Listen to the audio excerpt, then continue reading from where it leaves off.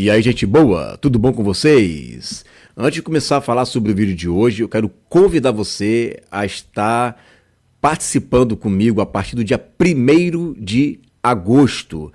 Iremos fazer 31 lives até o dia 31 de agosto, em comemoração, né, pelo menos da minha parte, ao mês do meu aniversário, onde eu vou completar mais uma primavera. Então eu quero fazer consagrar esse mês de agosto ao Senhor, né? Aproveitar então, que para mim é um mês que é mais um ano onde eu estou servindo ao Senhor. Ano que vem já vou fazer 10 anos de canal, 25 anos que eu conheço o Evangelho do Reino. Então eu quero estar prestigiando a Deus, né? Trabalhando, dando aula, fazendo algumas programações bem legais, né? Inclusive teremos um seminário do Reino, que vai começar no dia 18 de agosto e vai até o dia 25 de agosto. 25 é o dia, né, onde eu comemoro o meu aniversário. E também, amanhã, vamos ter uma entrevista, né, lá no canal do Wagner Olmos, que vai ao ar falando sobre os pais da igreja. Então não se esqueça, tá, de entrar lá, a gente vai estar divulgando isso aí com o link nos canais. E também vai estar aqui o link no comentário fixado, tá? Da live que será ministrada amanhã no canal Remanescente. Valeu, galerinha! Vamos então aqui. Bom, o vídeo de hoje eu quero estar falando de novo, né? Ali com o pastor Elias Soares, e é interessante porque agora eu vou entrar num campo que vira e mexe, eu bato nisso direto, que é sobre a hermenêutica. O que é a hermenêutica? É a ciência da interpretação do texto. Você vai observar que a maneira como eles interpretam um texto é muito ruim, essa regrinha que eles usam. Veja comigo a regrinha que eles usam, olha só. Eu só não consigo ver arrebatamento aí, né? Ali não tem harpados, ali não tem paralambano, e se fosse, suponhamos que fosse Matitiarro, fosse escrito em Vrit, não tem também Lacar. Então você não tem nenhum texto mostrando que a igreja é arrebatada. Você tem uma reunião que é epsinago, o verbo epsinago. Vamos ficar só em Mateus, reunir, sem sair daí. Reunir. Porque a gente tem que trabalhar o gênero literário. O gênero literário, ele é histórico.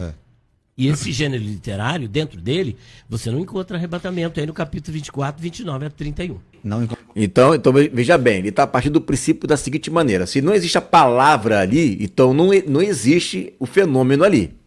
Se não tem a palavra, não tem o fenômeno. Essa é a regra de interpretação. Então, se eu utilizar essa regra de interpretação, seguindo essa regra, se não tem a palavra, não tem o fenômeno. Logo, eu serei obrigado a dizer que o arrebatamento de 1 Tessalonicenses, no capítulo 4, é diferente do evento que ocorre em 1 Coríntios, capítulo 15. Por quê? Porque em 1 Tessalonicenses capítulo 4, não vai usar as expressões ali, incorruptibilizado, imortalizado, não fala de glorificação, palavras essas que estão ali em 1 Coríntios capítulo 15. Já em 1 Coríntios capítulo 15, não vai usar a palavra harpazo, vai falar sobre ressurreição, mas não vai falar a palavra harpazo. E aí nós temos outras peculiaridades. Em 1 Tessalonicenses capítulo 4, vai falar trombeta de Deus. 1 Coríntios capítulo 15 vai falar última trombeta. Em 1 Tessalonicenses capítulo 4, você vê a presença do arcanjo. Lá em 1 Coríntios capítulo 15, você não vê arcanjo nenhum. Então você está vendo que o fato da palavra estar em um texto e não estar em outro, não significa que são fenômenos ausentes ali. Porque se for assim, lá em 1 Tessalonicenses capítulo 4 vai falar sobre a reunião, o epsunagoge, né, a reunião. Essa palavra não é utilizada ali em 1 Coríntios capítulo 15. Então se eu usar essa regra da hermenêutica em Mateus capítulo 24, eu tenho que usar em toda a Bíblia, não é só onde eu quero. Não é só onde eu quero. Ah, você não encontra a palavra arrebatamento ali. Você não vê a palavra arrebatamento, mas você vê ajuntamento. Você vê reunião. E onde é que acontece esse ajuntamento? Não é nas extremidades do céu? Como é que eles subiram até lá? de elevador, escada, subiram pela corda, só pode ter sido por meio de um arrebatamento. Eles estão ali nos ares, cada um no seu lugar, e os anjos vão recolhendo para o encontro do Senhor, com o Senhor nos ares. Então a gente não lê a Bíblia apenas com foco em um versículo. Tanto é que ele fala, não saia de Mateus, não saia de Mateus. Como é que eu não vou sair de Mateus? Não é só Mateus que fala de arrebatamento? Não é só Mateus que vai falar sobre ajuntamento? Tem um outro texto que fala sobre reunião, que é o que está em Tessalonicenses. Por que ele não quer que eu saia dali? Porque se eu sair, quebra a firma, né? Aí quebra o esquema. Mas vamos lá. Não encontramos arrebatamento. Aí. Não, calma aí. Não encontramos arrebatamento nessa vinda em glória. E também, olha que curioso, não encontramos arrebatamento antes da grande tribulação. Nos sinais aqui, né? Princípio das dores, etc. Não tem aqui arrebatamento antes da tribulação. É porque não fala de arrebatamento, aí fala do retorno glorioso. Então aí não tem arrebatamento. No retorno glorioso ninguém será arrebatado. Pois é, então você está vendo que ele está usando uma hermenêutica onde ele foca em ausência de palavras. Correto? Então se tem uma ausência de palavra, então logo não existe aquele fenômeno ali. E você vai ver que esse tipo de hermenêutica compromete toda a escritura, porque ela fica à mercê do leitor. Então, um leitor mais herético, ele vai dizer que a ressurreição de Jesus foram 4 ressurreições. Porque em um aparece anjo, outro não aparece, um fala de uma mulher, outro não fala, né? Com mais detalhes, que mais mulheres aparecem ali, outro não fala dessas mulheres que aparecem ali. Todos os 4 evangelhos narram a ressurreição, mas cada um narra de uma forma diferente. Então, um vai dizer que tinha 2 leprosos, outro vai dizer que tinha 1 leproso. São eventos diferentes? Não. A ausência da escrita ali não significa que sejam eventos diferentes. Simplesmente, o autor está focando em algo ali, dando mais foco em algo ali. Mas isso, a ausência do texto não é a ausência do fenômeno ali naquele momento. Porque a gente não lê um texto, a gente tem uma visão macro da coisa. Mas vai piorar. O arrebatamento ele só acontece antes da grande tribulação. No retorno. Não existe um só texto na Bíblia onde Jesus promete arrebatar o seu povo depois da grande tribulação. E aí, agora, só continuando. E também ele não fala de arpazo, a palavra arpazo antes também. Isso não vê a palavra arpazo antes. Que a palavra arrebatamento é arpazo, você não vê isso antes. Então, se eu for usar essa regra dele, então ele não vem nem antes nem depois. Então, Jesus nunca ensinou arrebatamento, nem antes nem depois. Então, Paulo dá em Chico, dá em Francisco também. No mesmo texto, aí não tem arrebatamento. Mas também não tem ressurreição, né? Justamente, porque não haverá. Mas na vinda em glória tem ressurreição? Não. Os que morreram Também não. no milênio Não serão ressuscitados? Não, nem... Como assim os que morreram no milênio? O cara se perdeu legal aqui. O cara levantou a bola, puxou um bom argumento. Ele puxou um bom argumento. Mas tropeçou no argumento que ele puxou. Nem os mortos que vão morrer no milênio, os caras nem nasceram. Como é que eles vão morrer? Ressuscitar, perdão. Como é que eles vão ressuscitar? Os caras nem nasceram. Como assim? Aí o pastor Elias Soares deitou e rolou em cima dele. Aí foi a festa. Vai começar a festa agora aí, ó. Nem salvo, não. Ímpio? Tô louco, meu.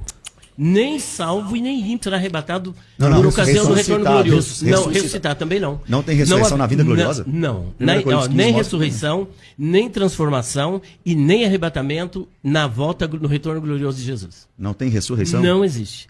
Aí em Mateus você não vai encontrar.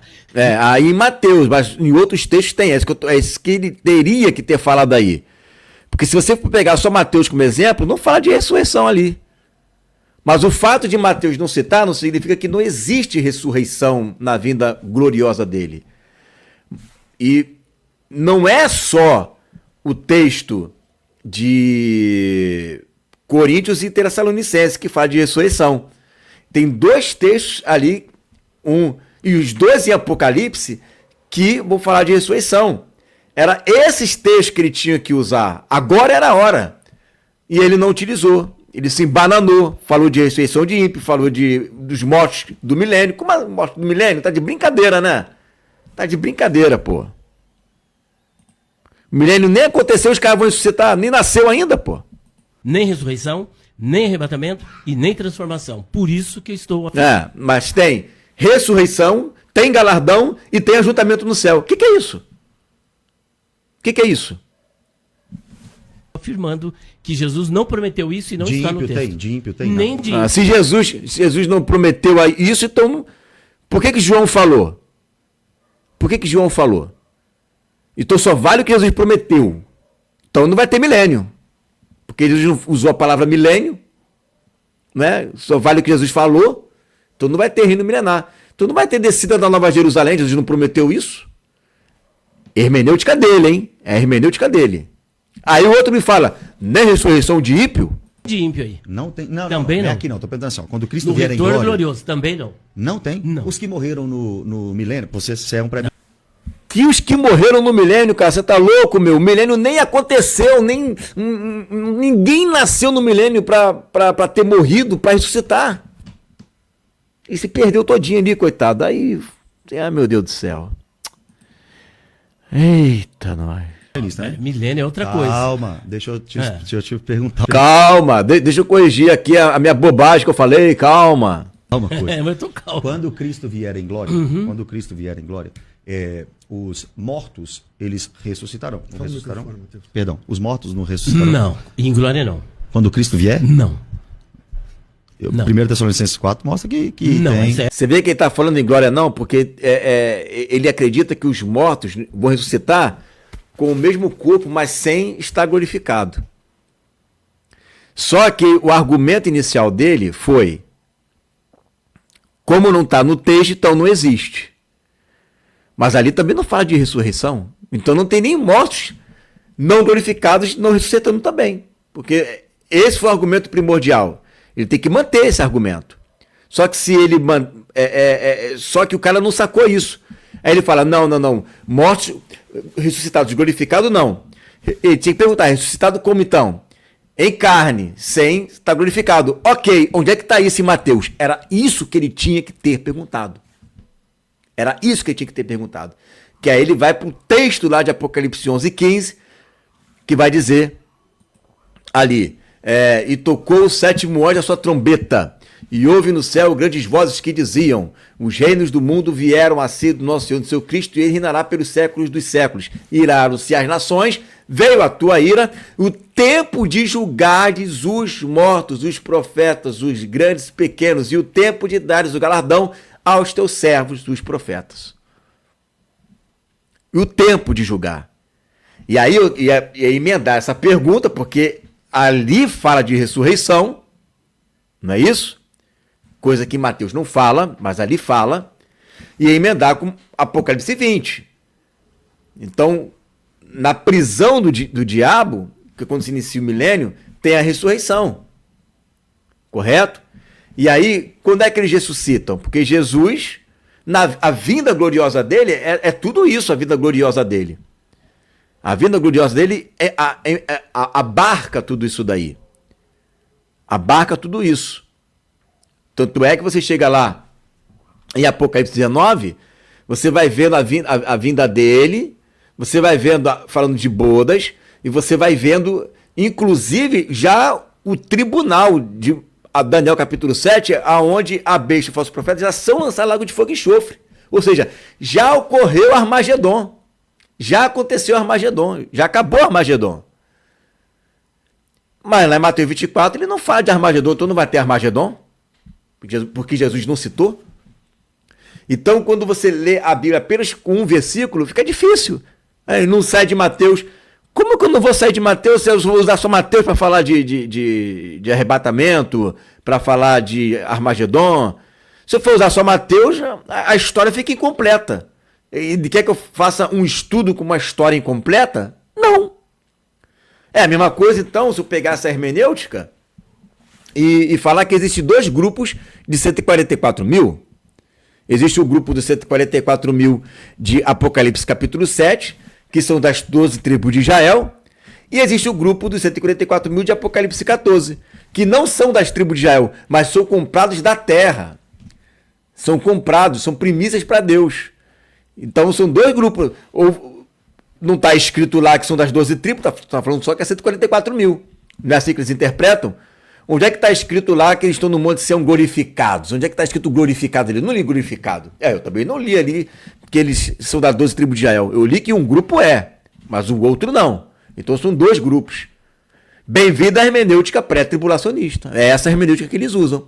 A ausência da evidência não é a evidência da ausência, irmãos. Aprendam isso, tá? E aí eu quero ler com vocês o seguinte. Esse texto aqui, ó, do próprio Mateus capítulo 24, da hermenêutica da igreja primitiva. Olha o que João Crisóstomo, no século IV, porque essa doutrina pré é de 1830, olha o que ele vai colocar aqui na homilia 76, nos comentários, né, do Evangelho de Mateus, olha só. Então ele diz, portanto, se alguém vos disser, eis aqui o Cristo ou ali, não acrediteis. Enquanto isso, ele os protege pelo lugar, mencionadas as marcas distintas de sua segunda vinda. Preste atenção, que a igreja primitiva acreditava em duas vindas de Jesus, a primeira como criança, a segunda como rei. E as indicações dos enganadores, pois não como quando em sua vinda anterior ele apareceu em Belém, em um pequeno canto do mundo, e ninguém o conheceu no começo. Assim ele diz que será então também mais abertamente com todas as circunstâncias, e para que não seja necessário que alguém diga essas coisas, e este não é um pequeno sinal de que ele não virá secretamente. Não virá secretamente. Então eles criam em duas vindas, uma como criança e a segunda abertamente, não vindo secretamente. E da onde está esse texto, extremidade do céu? Está no Salmo capítulo 19, verso 5 e 6. O qual é como um noivo que sai do seu tálamo e se alegra como um herói a correr o seu caminho. A sua saída é desde uma extremidade dos céus e o seu curso até a outra extremidade, e nada se esconde ao seu calor. Salmo 19, verso 5 e 6. Então ele vem como noivo. Ele vem como noivo de uma extremidade dos céus. É aquele texto que vai falar, né, que a sua vinda é como o relâmpago que corta o Oriente ao Ocidente. Relâmpago ali, a palavra pode ser melhor traduzida como luz. O único faixa de luz que corta o Oriente ao Ocidente é a luz do Sol. Então ele vem de uma extremidade à outra. Por isso que diz que ninguém suporta o seu calor, porque é como um raio do Sol, né, que vai de uma extremidade dos céus. É isso. Então você está vendo que a igreja primitiva não cria, em hipótese alguma, nessa ideia de Jesus voltar antes da grande tribulação. Você não vê nenhuma literatura, já que ele citou o gênero histórico, então me prova dentro da história que eles criam que Jesus viria, né, antes da grande tribulação, que não tem. Não tem. Tá bom? Então, não esquece, galerinha, a partir do dia 1º de agosto estaremos fazendo 31 lives em comemoração aí, pelo menos para mim, eu senti no coração de fazer isso, para fazer aí uma ação de graças, né? Para agradecer ao Senhor por tudo que Ele tem feito até aqui. Amém? Fique aí com essa palavra em nome de Jesus.